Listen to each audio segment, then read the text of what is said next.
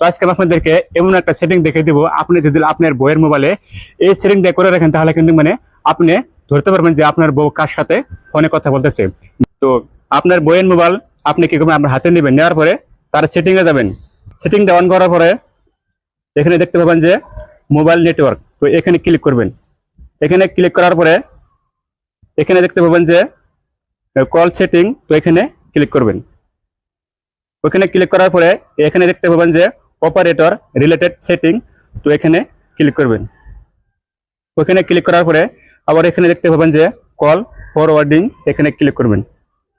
ওখানে ক্লিক করার পরে দেখুন এখানে কিন্তু মানে চারটা অপশন আছে। চারটা অপশনের থেকে এখানে দেখতে পাবেন যে হুয়েন আনআনসার, তো কি করবেন, এখানে ক্লিক করবেন।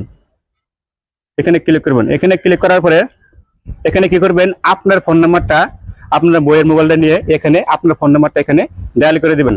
তো আমি আমার ফোন নাম্বারটা দিয়ে দিয়েছি, দিয়ে দেওয়ার পরে এখানে ওকেতে ক্লিক করবেন। এবার আপনি বুঝতে পারবেন যে আপনার বইয়ে কার সাথে ফোনে কথা বলতেছে।